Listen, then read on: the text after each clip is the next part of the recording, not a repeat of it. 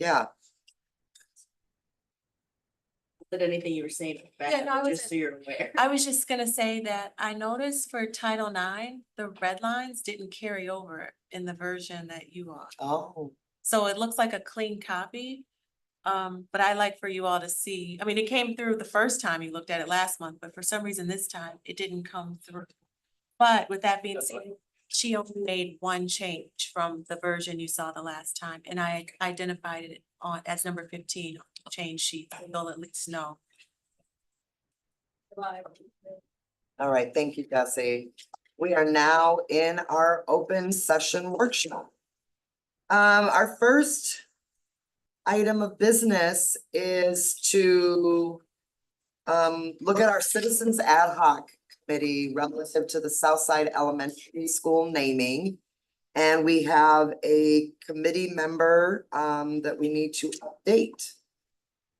So I move that the Board of Education approve the revised membership list of the ad hoc committee for the purpose of naming MMSD's newest elementary school located at 501 East Badger Road, currently referred to as Southside Elementary, as set forth in the document prepared for this special meeting of the Board of Education dated July 22nd, 2024. Second, Maya. Thank you. Any discussion or anything that anyone from the administration would like to highlight about the revised committee membership? No. None at this time. All right. All those in favor, say aye. Aye. Aye. Aye. Great. That means none are opposed, so that passes 6-0. Thank you. Next, we're going to move on to our board policy discussion and review. And we have 3 policies that are up for review. And I also know that we wanted to spend a little bit of time discussing our overall approach for policy review and updates this year. So I will turn this over to, who am I turning this over to help lead us through? Maya. So why don't we start with policy? So we wanted to start with the use of the district facilities. This is the original policy that has been brought forth from our MSCR in collaboration with our as well as athletic department that's been working on this. You will notice that the top document is the Neola, which is, it starts by saying 7510. What you will notice is that the team has consolidated a number of different policies that we are now consolidating so that we can have all of these built into one policy versus having the multiple different policies that we originally currently had, Yes. which was 6491A, 6491B. Yes, and Dr. McCray, I just remembered that in our board docs, there is a policy updates deck. So maybe Jesse could pull up the one slide that kind of gives an overview of the substantive policy change for this one. Thank you. That's great. It'll just be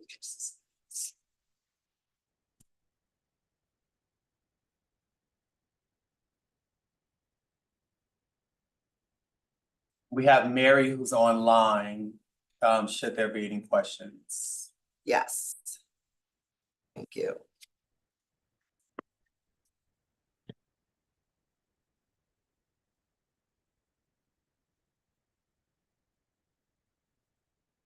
All right, Mary, you want to run through the slide actually? Sure, I can do that. Can you all hear me? Yes. Yes. All right, super. So as TJ mentioned, we are proposing to adopt Neola policy 7510 to replace 5 current MMSD policies. 6 which are outlined here. So 6491A is the primary policy. 6491B relates to childcare facility rentals. Both 6492s are specific to stadiums. And 6493 is regarding tennis courts. So we were able to pretty effectively pull in the core elements from the 6492s and 6493 actually into the administrative guidelines. Those current policies are almost entirely administrative guidelines. So really took what we needed from 6491 A and B, and then also we're able to clean up the language quite a bit with utilizing the Neola template. So streamlining into one policy for facility rental. So that's our use of district facilities by non-district users. One other thing to flag that we did add to the Neola template is we added the rate classifications. So renters have fall into different rate classifications. We added in the definitions of those rate classifications into the policy so that it's clear to everyone. We made some minor changes to those definitions of the rate classifications to ensure consistent application. Some of our historic application of rates A and B specifically was a little bit inconsistent based on, you know, how things play out over time. So making those really consistent and clear, and then adding a rate D group, which is for our out of district non-MMSD renters. And we're seeing an increase in requests from those non-district renters, especially with the renovations at the high schools, especially, and I anticipate with any future projects, it's making some of those facilities more desirable. So we're seeing increased requests for some of those. Thank you. Are you okay with taking questions at this point? Absolutely. All right, board member Vandermeulen. Just a quick question on number 7 on the buildings and facilities, 6491A.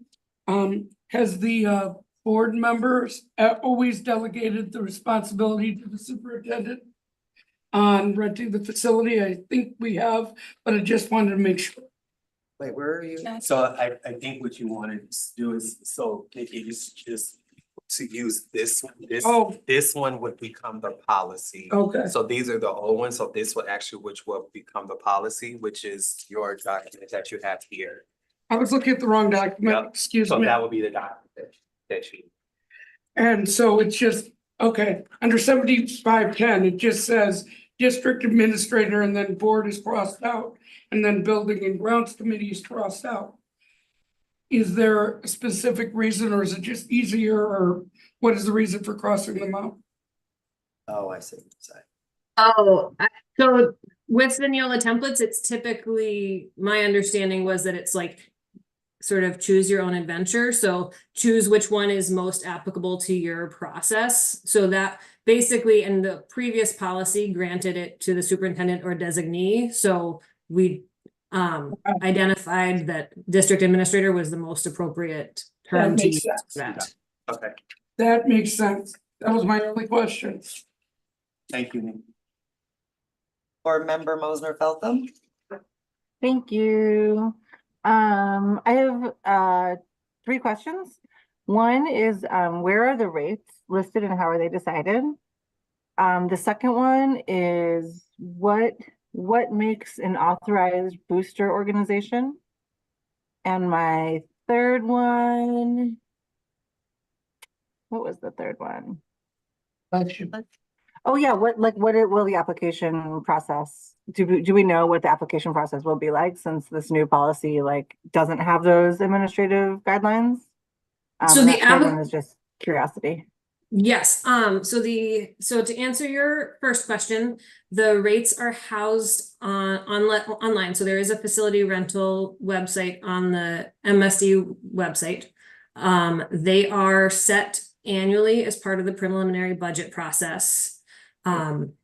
So they are set and approved by the board on an annual basis.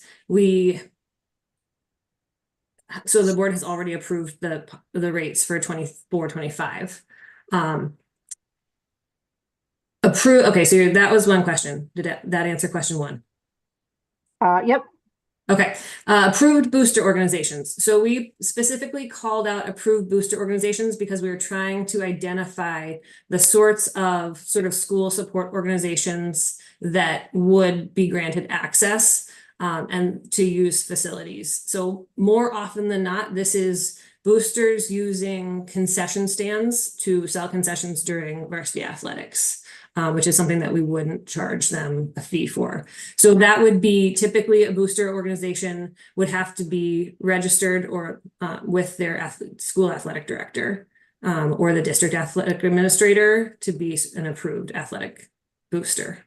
And boosters Or it wouldn't always, have to be athletic. It could be boosters of drama or Oh,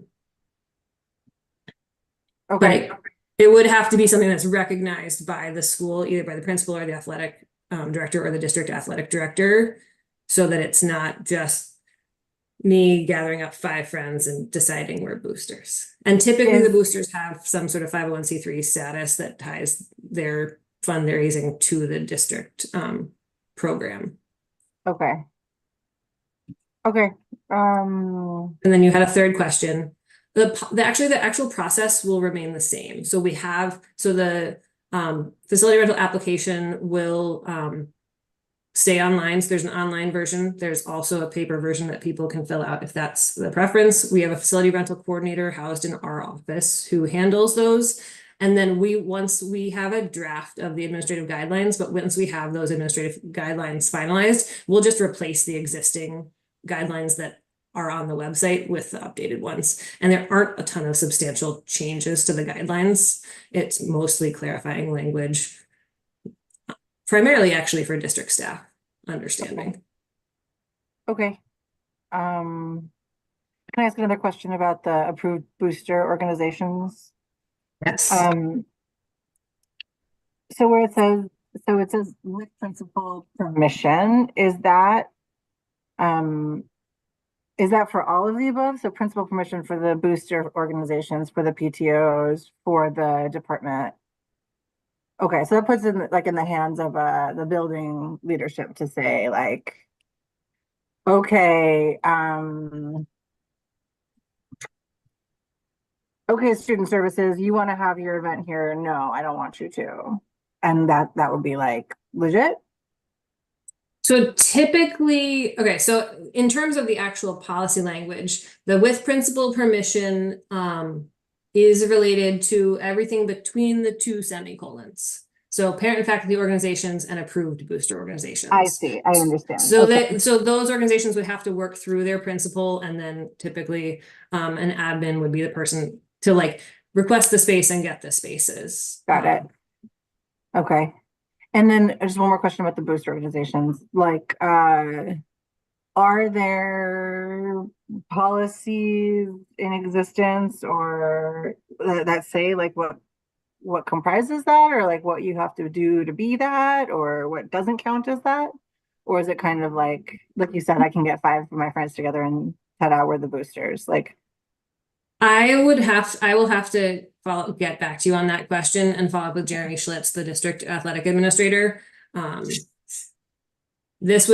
We added, and I think we can find, make sure there's a definition of what an approved booster organization is to remove some of that uncertainty. great, thank you. And thank you for your work on this. You're welcome. Mary, I also had a question. Thanks, Board Member Mosner Feltham, because I also was curious about the approved booster clubs. There's 2 changes that that were in the original policy that I don't see in this updated one, unless I missed it. So one was around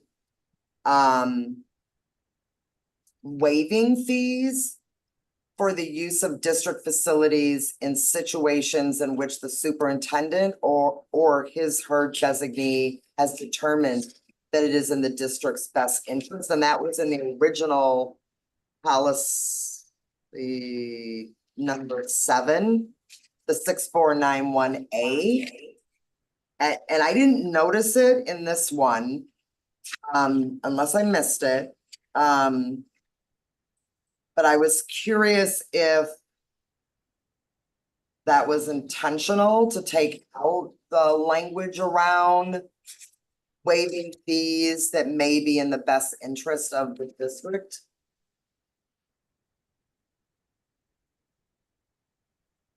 I don't know that we intentionally did not include it, but we certainly could. There's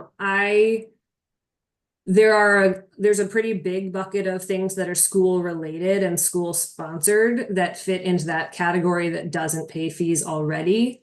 Yeah, And maybe I would defer to Manka on including this, or if there is policy language elsewhere that allows the superintendent the flexibility to waive fees. I'm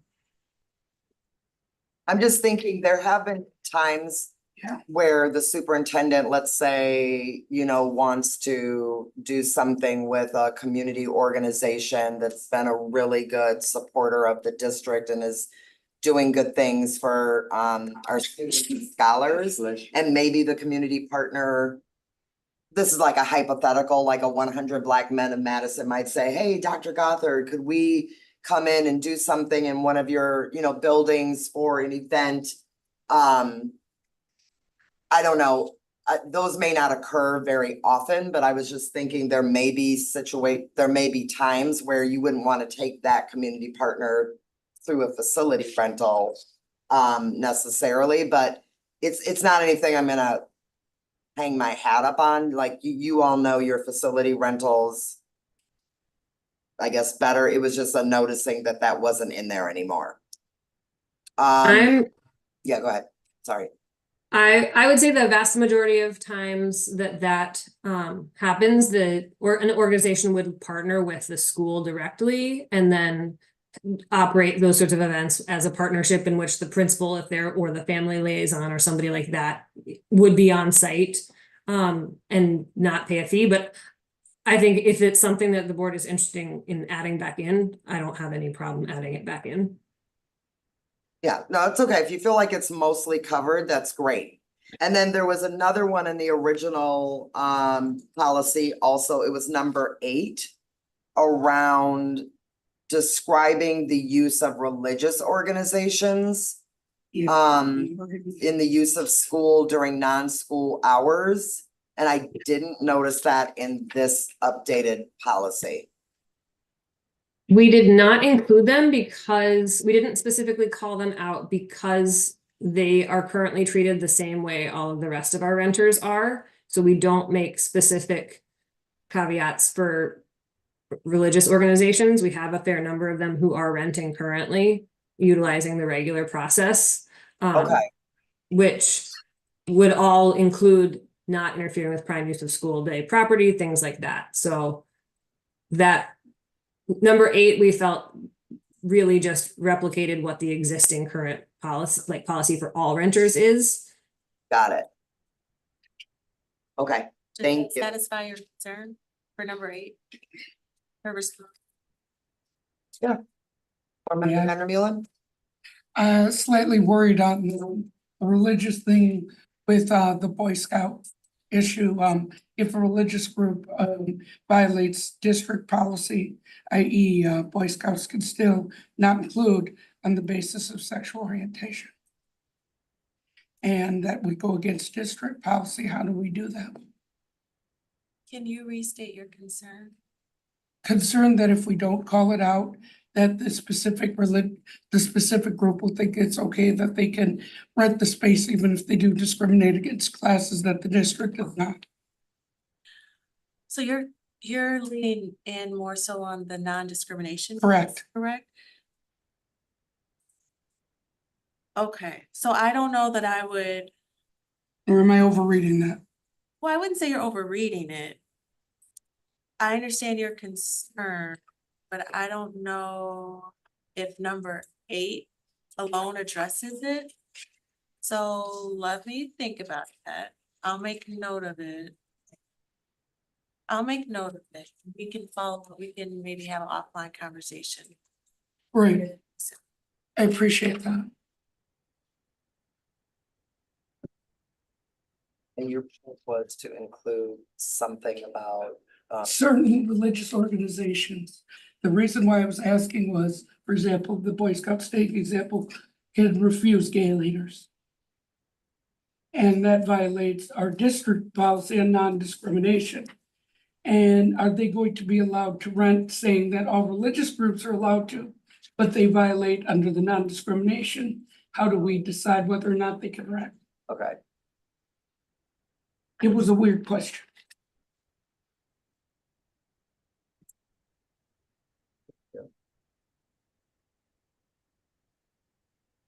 I do think they discontinued that. Did they? Then I rescind the entire thing. I did not know that. But I would. But I say think your even- point is. Yeah, that's what I was gonna say, Actually. even though they rescinded it, that's still, I understand the larger overarching concern that she has related to non-discrimination and a conflict with our own policies and. Yeah. So that's what I took from it, not so much. Got it. Glad they did change it. Any other discussion or questions?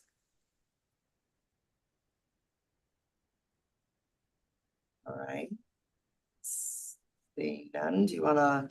Next slide, Jesse. Thank you, Mary. Thank you. Have a great evening. Yes, title now. There's a slightly. Yep, Oh, did you say title? yes.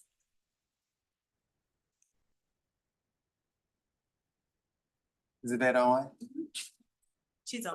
All right, Yvette, we're ready. Title IX changes.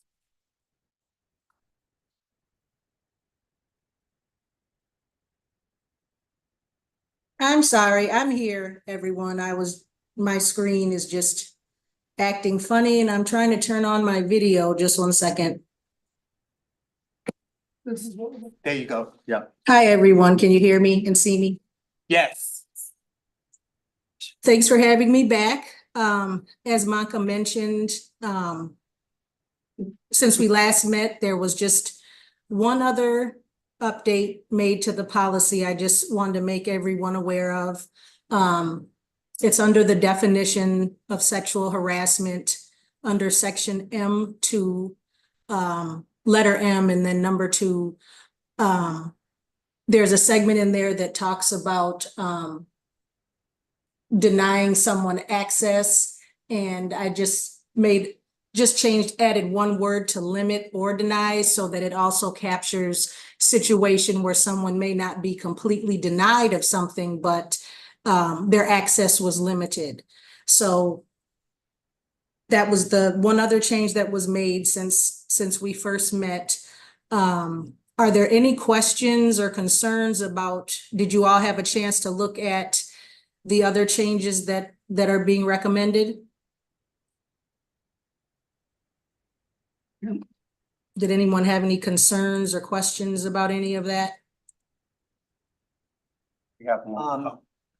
Yeah, we have board member Muldrow. I will just say it was hard to see the red line, so I wish that I had more to add to this one, but it takes a much closer read to distinguish the changes. Can I respond to that? So I apologize. For some reason, when you saw it last month, the red lines appeared. For whatever reason, they didn't carry over when we forwarded it to Jesse this time. But with that being said, the only difference in the red line version that you saw last month is what Yvette just identified, which is number 15, is the addition of that word. That change. You have to. Okay, thank you. Board member Muldrow, sorry about that. Yeah, so my question is really about how this document specifies developmentally appropriate intervention in relationship to things that can be perceived as sexual assault or sexual harassment. Basically saying like, there's a difference between a kid in 4K maybe revealing a part of their body while they're like more in that realm of kind of potty training than a sophomore in high school. But there's Right. also a difference based in like a young person's cognitive ability. Mhm. And so how are we explaining that dynamic to schools, that this document talks about specific behaviors and those behaviors, the response needs to be developmentally appropriate, specific to the age of the student themselves?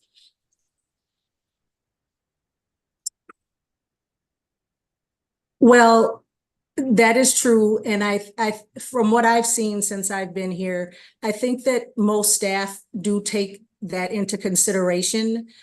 Typically, when I have gotten reports about younger students of that age that you talk about, students that are, 5 and 6 and that are exploring, and that's normal behavior for that age, they do consider that. I usually will get reports when teachers and staff see behaviors repeating themselves, after the child has been redirected multiple times. So that is taken into consideration. I think that most of the social workers are who we consider our Title IX liaison at the school level. And so they are aware of that aspect. But ultimately, when something gets reported to the Title IX coordinator, that is part of my role to assess for things like that. So the reports always go through like a fielding process, right? So those are the kinds of things that we consider, you know, before moving something down a formal complaint. We look at all those different aspects. I greatly appreciate that. I think I am either in slight disagreement with what you just said or am misunderstanding what you just said. So my Okay. understanding would be that certain aspects of sexual harassment or sexual assault are criminalized activities. However, a student who's under the age of 10 can't be held accountable for committing a crime in the state of Wisconsin. So if you say, hey, this kid definitely engaged in this behavior to this extent, but the intervention needs to be customized to where they're at developmentally, what does that look like? And I ask this in part because I've heard that we don't always have the best processes for those kinds of resolutions. And also Right. because I think the last variation of Title IX created a little bit of confusion in terms of like, this student does something to harm another student. Now we're moving the accuser versus the student who's accused. So how are we kind of providing schools with clarity around these are the steps to take related to this behavior at this age or developmental level? So I just have to take them on a case-by-case basis as they come. And yes, when we look at a response at younger age groups, we're not looking at punishment. We're more looking on an educational type of approach, you know, educate the student, educate the family about consent, about appropriate touches. That's usually how we respond to situations with children of that age group. But it's a case-by-case basis because all situations are different. So we look at, you know, past behavior of the child, you know, if there's been a history of things of this nature or not. And we just, you know, combine all of our knowledge. You know, I'll meet with the social worker or the teacher or the child's team, and try to figure out the best approach to address a behavior if it does get reported. Okay, and then my last question is really simple. It's when are these behaviors an indicator that a child is being harmed themselves, right? So a 4-year-old makes a certain kind of comment that makes another young person in the classroom very uncomfortable. When do we go, that 4-year-old probably heard that somewhere, we need to intervene, or we're concerned about the safety of this young person because they've displayed this behavior and we believe that they've displayed this behavior because they've observed it or experienced it themselves? Yeah, that happens more often than not. And I think it's, you know, when teachers and staff start seeing a pattern, you know, in a particular age, and like you said, behavior that's just not conducive to that age. You know, when we do see that, then those reports are made to CPS. Thank you so much for that clarification. Board Member Vandermeulen. Just want to amplify my colleague's point. Number one reason autistic individuals are turned into the criminal justice system is inappropriate touching for autistic children or exposure of genitals. I'm afraid, and the reason why I like things spelled out and what is done based on the age is I've had myself 5 cases of juveniles who ended up all being found not competent, all on exposure. And 3 of them were at schools that were not ours. We're in Sun Prairie. And my question is, how do we prevent those kind of things from entering the criminal justice system in our policy? Or can we not? Yeah, that's a lot. Yeah. it might be something I can circle back to you on. Could you? That would but be at- wonderful. Yeah, at this point, I just have to take things case by case as they come. Work with the student, work with the families, work with the school staff and the resources that are available to meet the needs of the alleged, right? And then the other Mhm. students around. I will say that the new regulations do require that when there are reports of sexual harassment or abuse against students with IEPs, that the Title IX coordinator is now required to meet with that student's IEP team. So that will, that will open those doors to get more understanding about, how to meet the needs of particular students. I appreciate that. Thank you so much. Does Sure. that address your concern? Absolutely. But what I would like to add to that, while you said it addresses your concern, I don't think so entirely, in the sense that parents Oh, yeah. still decide that they want to move forward with referring something, an incident that was brought to their attention, to law enforcement, and that's outside of our control.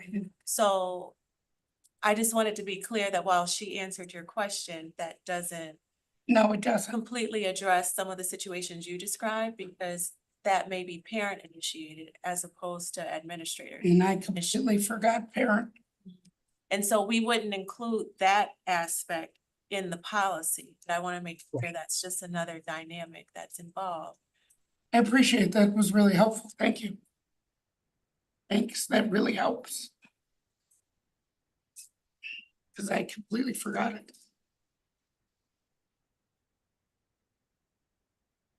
Anything further on this policy? All right, seeing none. Dr. McCray?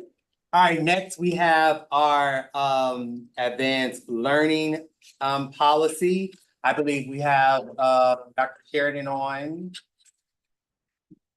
as well as Ms. Green.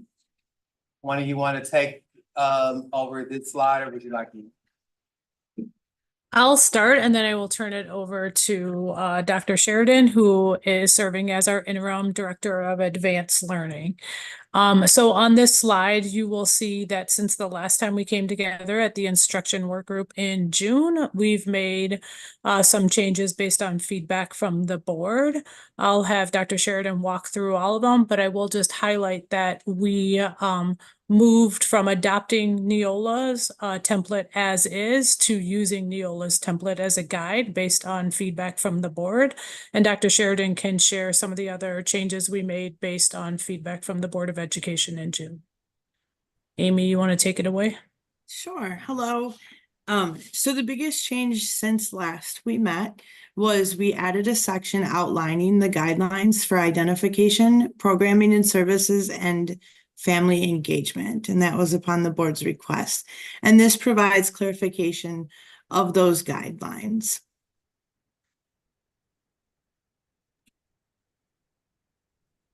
The other changes that you see on the slide here are ones that we addressed the last time in terms of language changes, as well as certain student groups. I think at this time you have a red line policy in front of you as well. At this time, Board President Nichols, I'll turn it back to you for questions and or discussion. All right. Let's see, I see you, Board Member Vandermeulen. I was just checking online. All right, let's start with some questions. Board Member Vandermeulen. Yes, I had mentioned this briefly to Malka, but I was hoping we could, I know that we're not out of compliance, but that we could list the statute in the policy, not the entire statute, just where it's located. Where the policy is and reference it. So that way a parent can find it, they're looking for it, or a student can find it. Can you clarify if you're looking for us to include the statute by number so the parents can? By number, I would like both, but I'm probably not gonna get both, so I'll take by number. Well, no, I'm clarifying because I thought when we talked, you were more so concerned about adding Yeah, you're right. reference to the plan. Oh, yeah, Not the statute. I mean, we can always reference a but statute. the plan itself is where I would like it. Correct. You want it explicit. Yeah, I got it confused in my own. About, it's okay. I just want to make sure I'm understanding. So you're asking for explicit reference Yeah, to the advanced learning plan. Yep. That's required. absolutely. And also on identification, just wondering if we could stress that it's K-12, which I mean, it's to just stress it so parents understand it better. Because I got several emails last year of people who were said they were advanced learners, they didn't have any services for it. If that makes sense. Yep, And those are so the can two- I just, oh, sorry. Those are the two I have. Go ahead. So let me just make sure. So the second one is making sure that in the policy, we spell out that these services are for students in all grades, kindergarten through 12th grade. Is that correct? That is correct. Okay. We can definitely add that in there. When we were reviewing it today, we thought, it's assumed, but I hear you and being more explicit. The first item you mentioned is making sure families know where to access the plan and or any resources. Yep. So all of that lives. We have a public facing advanced learning website, which is updated continuously. It has our handbook, it has the inquiry forms. I guess I will lean to you, Monka, to determine if that is something we put in policy or how we reference the kind of routing to the district's website.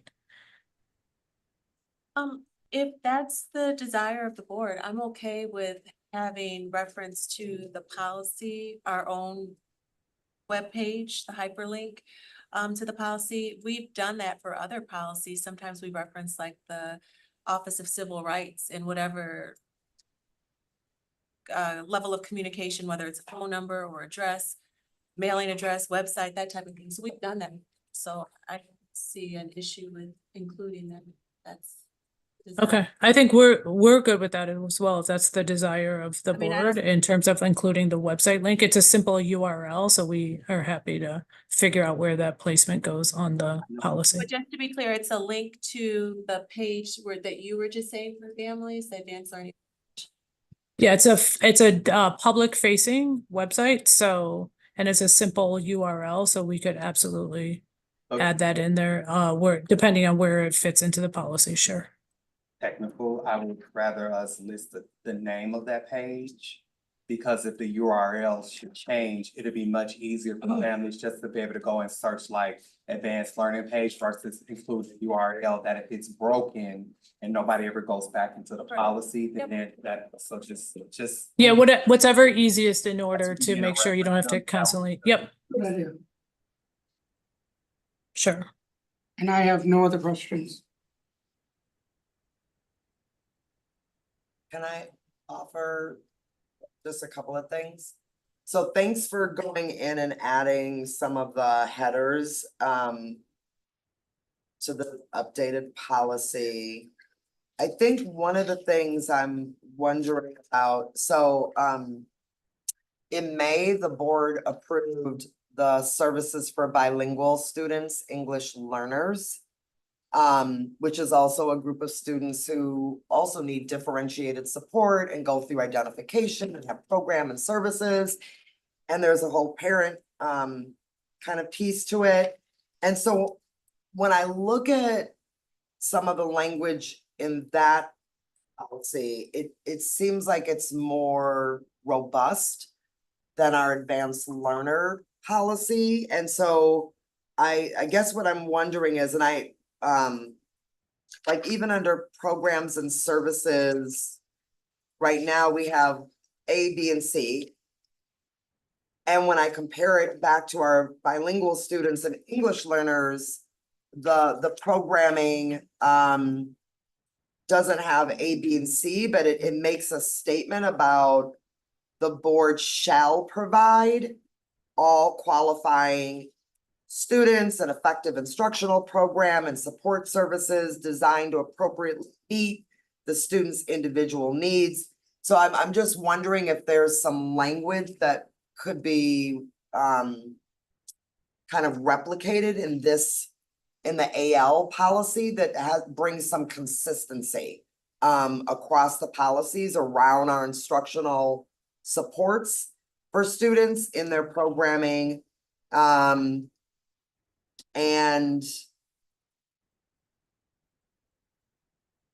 yeah, I think that was the main thing, in the programming and support services, and the identification.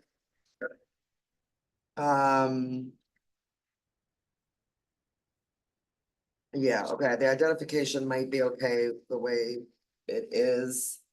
And then I wasn't sure, is there anything for our students who are identified as advanced learners? Is there any piece around kind of reassessing, or I don't know if there's anything else?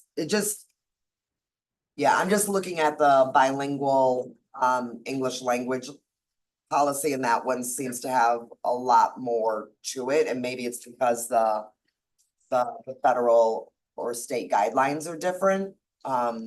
But any reactions to that?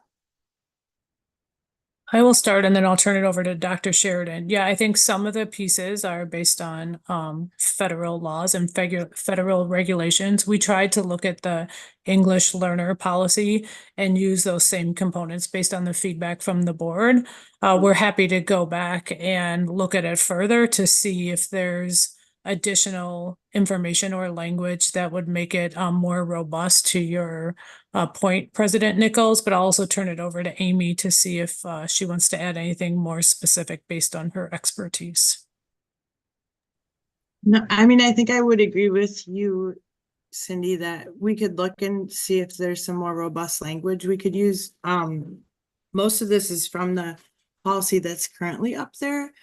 And advanced learning generally doesn't have like the reassessment piece. We continuously progress monitor, and the level of intervention changes, but they're not exited from the program.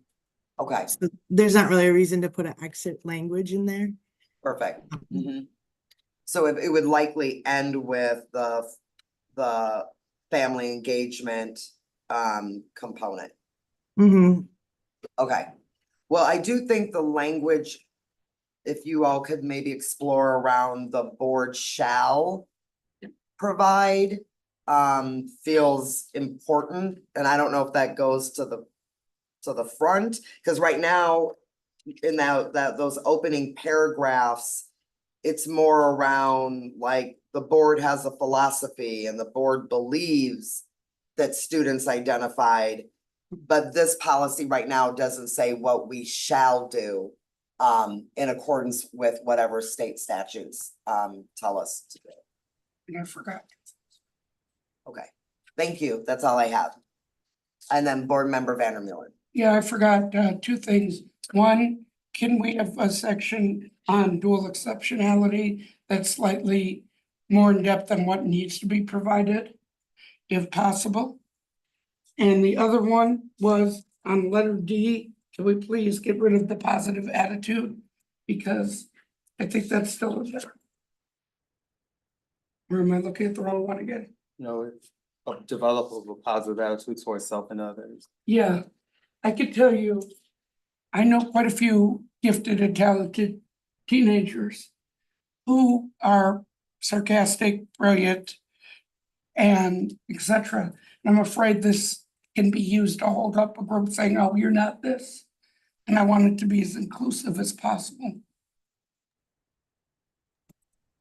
Yeah. We did talk about that Yeah. the last. Yeah. But I didn't, yeah, I think there were a couple of us that had a question about the positive attitude. Yeah, I think you did, I did, and Laura did. Okay, we did better. Yeah, thank you for recalling that. So we will go back and we'll make sure choice exceptionality is clear in terms of expectations for our students, and then look at that statement in terms of the criteria around positive attitude. I do recall you mentioning that before, but board member Vandermeulen, so we'll take that back as well. Thank I you. appreciate it. Thank you so much, Cindy. It's really helpful. Absolutely. So these three policies that we reviewed tonight, this is a second review. Yep. Because we reviewed them at the June instructional work group. And the thinking is that they would come to us next week for the Monday. July Board of Ed approval. Based on the feedback tonight, I guess, So my recommendation will be that the team will have all the corrections ready for your weekly update this week, so that you would have time to receive them prior to Monday's meeting, does anybody, Thursday. So we need to have everything ready to go by in mid Thursday before it's meeting. Does that work for you? yeah, are there any concerns from board members on that kind of timeline? Not for me. Get it on Thursday and then be ready to go on Monday? Okay, I'm seeing thumbs up. Good. Thank you, Dr. Sheridan. Thank you all for your work on that. Maya, would you like for me to start off the conversation on where we are? Or do you want to tackle it? No, go ahead. You can start off. It's fine. So first and foremost, I am just kind of want to talk about how we are considering our reviewing policy moving forward. First and foremost, I do want to welcome Nikki to our committee, as we are starting with Nikki as Savion rolled off and Nikki rolled on, and so we had an opportunity to kind of meet and as a team. So again, welcome to Nikki, to welcome to the family. Thank you. So we know that we have been meeting and trying to come up with a way to really consider how we would like to review policy. Now, I am just the messenger of this information, so I am here to deliver the message to our board members, and then we will open it up for conversation. So first and foremost, what we are would like the board to take and consider is actually having a standard policy meeting added once a month for the board.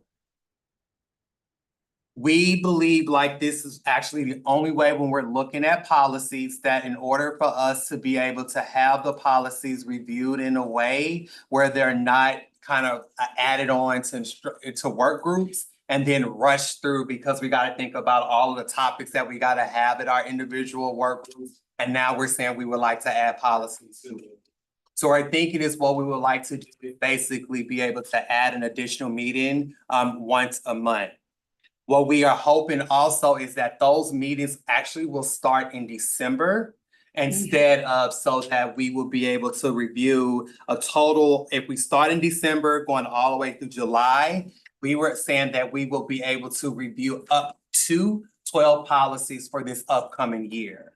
So the goal and thinking is that if we said for each couple, so when you think of December and January, we will have 3 policies. So a policy will be reviewed in December, reviewed at January, and then voted on in January.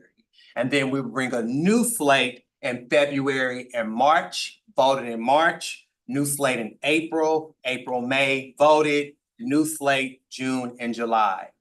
The reason why we're saying that we would like to be able to cap it at 3 is in the case where we bring a policy in December and we reviewed in December and January, but it's not ready, we can roll it to that next meeting for us to be able to have another opportunity and still bring those policies, so that we don't have to worry about having or trying to figure out additional spaces in order to be able for them to review. What we're also thinking is that the committee will continue to meet twice a month. And so what will happen is, because the question is always, how do board members, are they allowed to be able to bring policy, either a new policy or to say like, this is the policy that we need to review? And so what we're saying is both board members and administration would be able to make their recommendation to that committee. And the committee will then take on almost like prioritizing those policies that will need to be reviewed. We as a committee, came up with 3 different things that we're going to look at to determine how we're going to prioritize it. Number 1, is it something that is based upon compliance? Do we need to do this right now because we are out of compliance and we need to get in compliance? Number two, what is the level of impact it's having on students, staff, or schools? And number three, how does it already naturally fit in to what is on the operation and instructional work group calendar? And does it make sense to plug it in those particular months because it just naturally running with those, with the cadence? And that's it. We will make sure we'll come up with the process. Once we wanted to just make sure we presented this information first. We're working on the processes of how and where those will be put into place. And then that will be the next thing that we will share with the board members. So I said a lot, and so I'll pause if there are questions for the committee. Thank you to the policy committee for all the work you've done.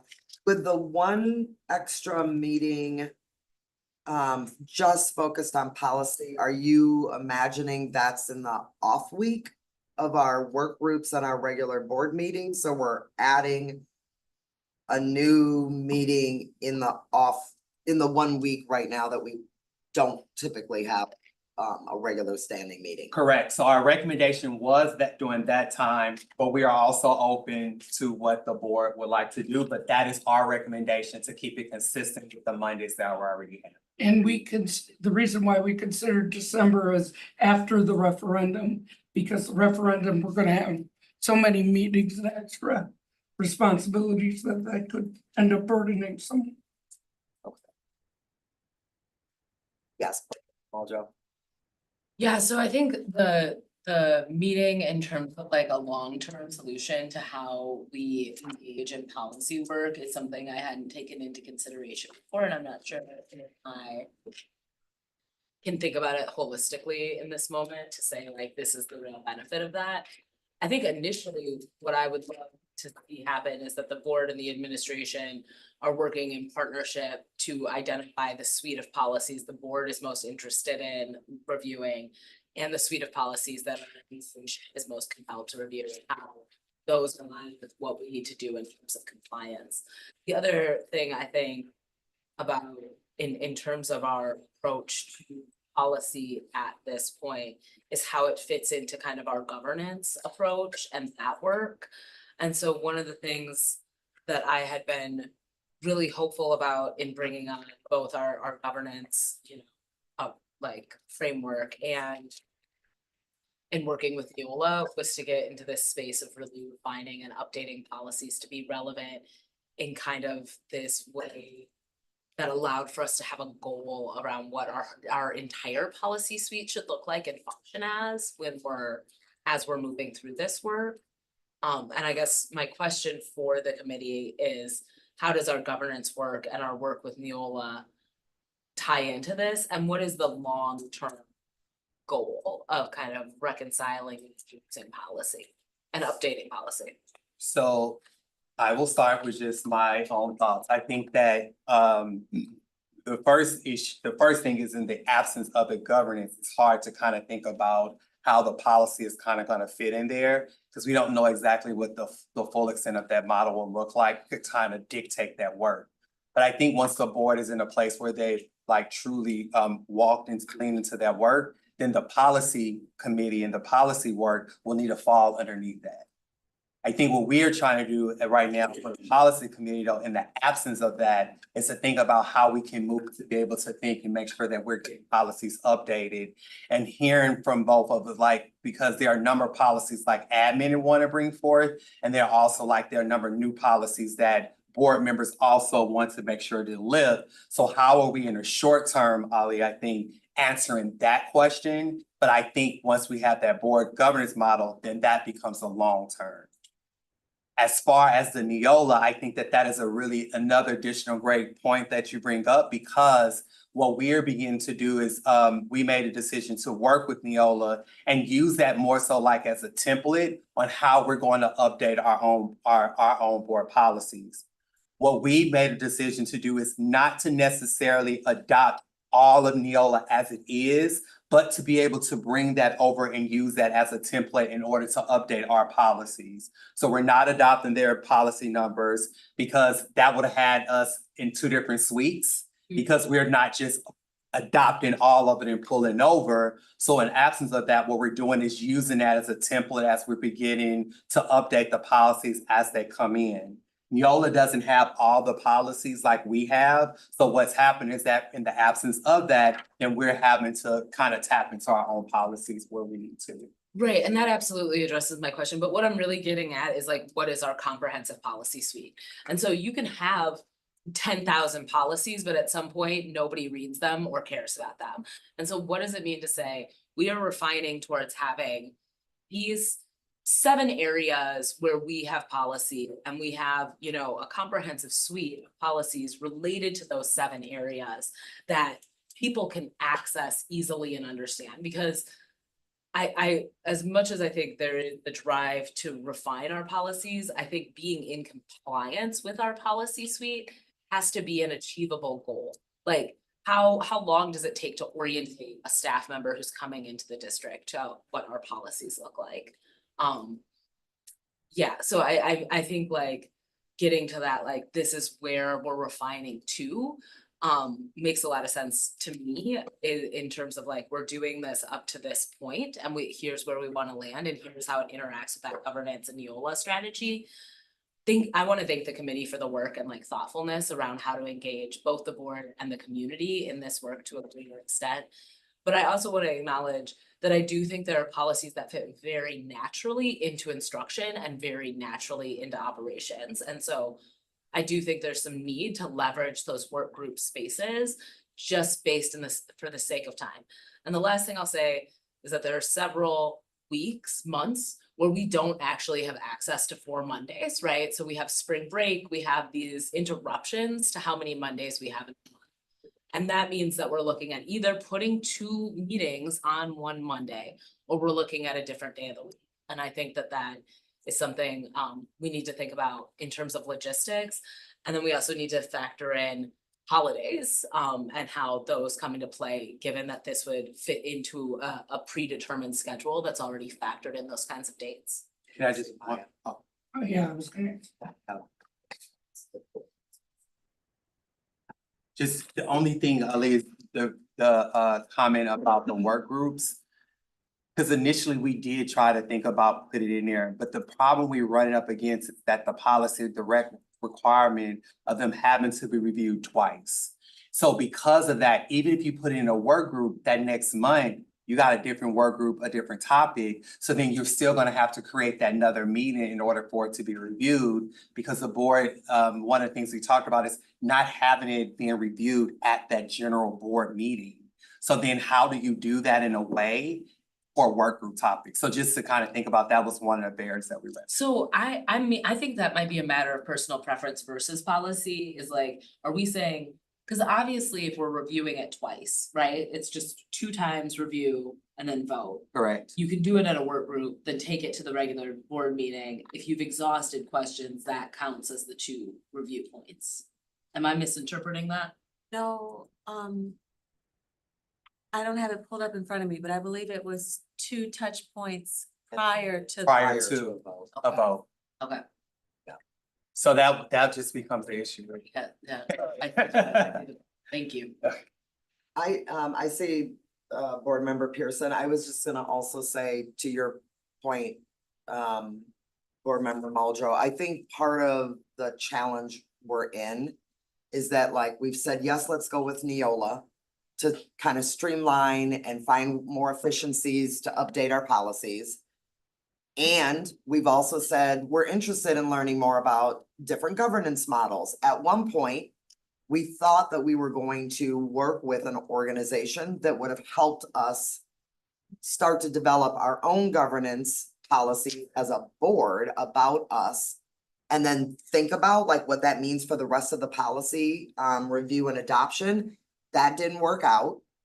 So I think right now, the policy committee is kind of operating, in my opinion, in a place where like we haven't actually gone to the next step as a board to say like, we are gonna adopt this governance model. We're gonna work with a group. And so I feel like that's one of the next steps like that we need to come back to, because right now it's feeling like we've got little pieces moving here and a piece moving over here, but it's not it's not yet come together to bring that like coherent, kind of strategy or vision, around our policy making role. So I think we have some next steps around the governance piece and like, what are we gonna, what can we do to actually like commit to a process that's gonna get us further ahead than where we are right now? So I guess point of order in relationship to what you just said, does it make sense to refine those pieces in terms of our governance approach and our kind of holistic approach to this body of work in a board retreat? Or are we supposed to be making the decision about how we want to move forward in terms of our governance approach in relationship to Neola, in relationship to this new kind of policy meeting right now? I didn't hear that as a right now. Okay. At all. I was just responding back to your comment around like, how does the governance and the Neola and then the policy committee's recommendations, like, how does it all come together? So that we're getting clear about like, what's the goal here? Is there a timeline related to kind of when? Yeah, and I don't mean that to be So- like, yeah. So I think we have another, we wanna get another retreat scheduled to kind of start the beginning of the year and get really clear about our priorities. We don't have a date on the calendar yet. And I do think that, making some next step decisions about the governance model and how we're gonna move through that process should definitely be on that agenda. So that we're not just playing around with independent topics related to governance, but that like, we're getting clear about what we're gonna commit to. Okay. That would be my recommendation. Thank you. All right, Board Member Pearson?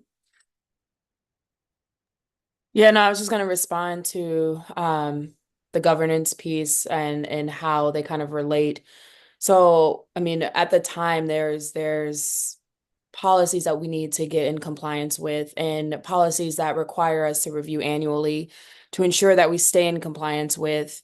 And then we have to make sure that we are getting as many policies updated as possible. And so the work will continue regardless if we have a governance model yet. But I think the hope is that once we do get the governance model, that we can then integrate some of the work of the policy. And again, this recommendation is a recommendation based off our conversation. So we can still change it at the leisure of the board. But it was a way for us to start having an actual, we've heard from everyone multiple times of having an actual process for admin, for board members to bring things forward, an actual process so we're not piecemealing policies, but then also a way that we've heard in some meetings as well is that sometimes when we have multiple items in the work groups and we don't want to stack your guys' work groups so packed that we're in meetings until like 10 or something like that. And so trying to respect that space as well. And so if we're doing it only in work groups, it doesn't allow us to get the policies completed in a fashion that is more timely. If we only do it that way. So that was another way for us to offer another solution to that. And again, it's definitely open and it will be in alignment with what you all are setting as your calendars as the chairs of the committees or for the work groups. And so Cindy is part of that understanding, like there are some ones that are implicated through instruction and Bob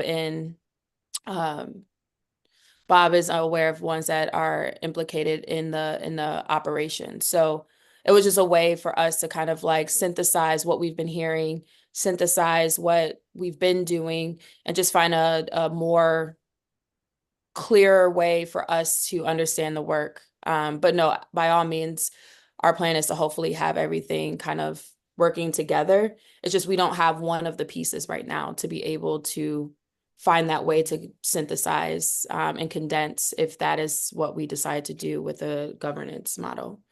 Board President, can I ask a point of order question just directly to the group, the policy committee related to the? Yes. So this meeting would be co-chaired by Board Member Vandermillen and Board Member Pearson as. Yes. Okay. And then in terms of determining the agenda beforehand, would be set by those board members as they facilitate feedback from the rest of the board. And and that committee. Okay. Also, I had suggested possibly making it virtual, as in not meeting in person. So if the people had scheduling issues, it might make it easier. Okay, oh, Mike? But that's a work in progress. I also wanted to clarify, because I know TJ communicated that the monthly meetings on Mondays won't commence until the new year. That doesn't mean that this work will be suspended until, Right, we'll continue. I just, for our listeners, I just No, make sure yeah. no one thought we were suspending it until, so we'll continue the work. But the additional meeting won't begin, if we agree on that, until next year. That was my assumption. Was it yours, TJ? is there, you have another, okay.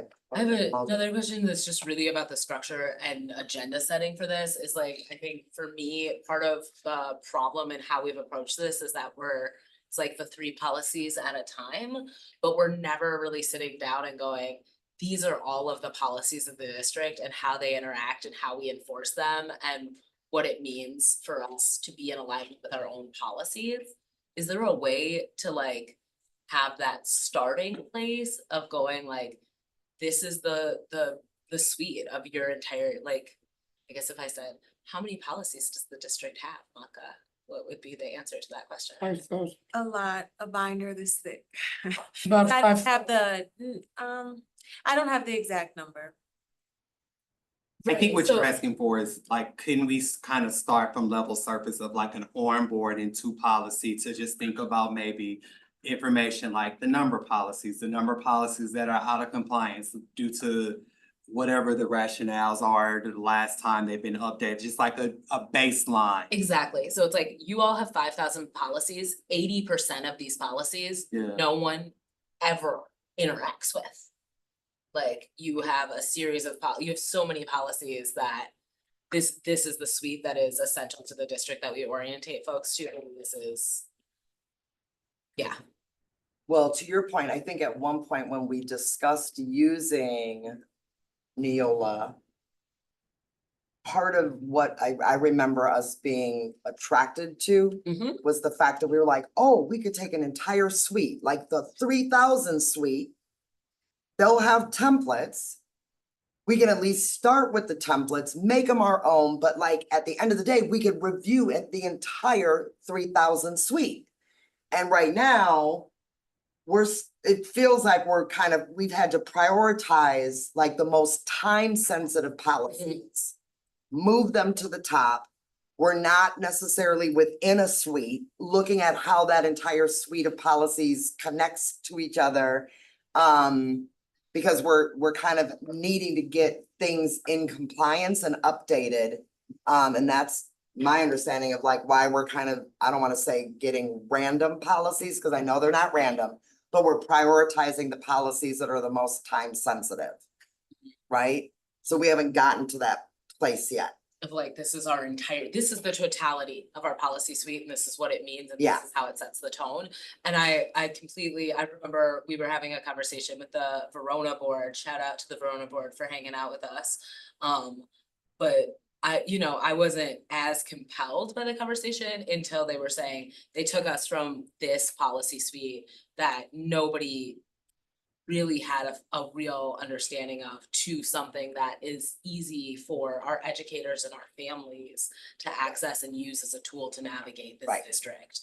And I would love to see us get to that point, and I don't know if 3 policies at a time gets us there. Right.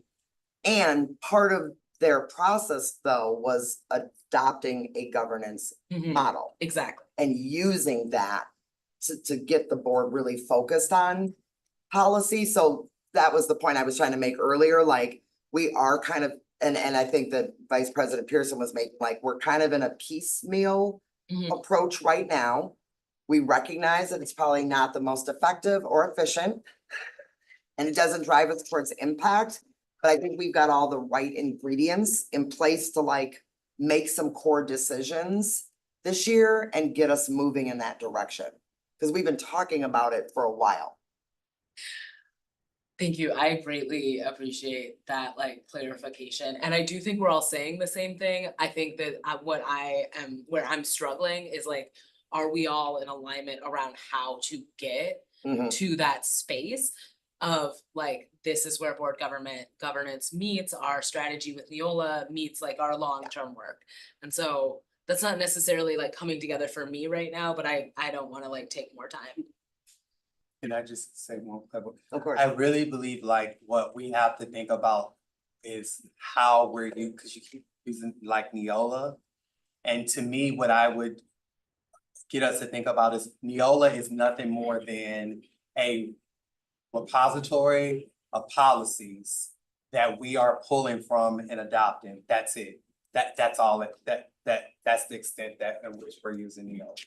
Okay. And then the So it's governance. like a template. It is that is It's all, like it a is, template it library. is a library with policies that we log on to. We search to say, hey, we're looking for, like, for example, it was gifted and talent to there. We go in there, we're able to go in, edit, pull, and do the things we need to do, and then we bring it forward.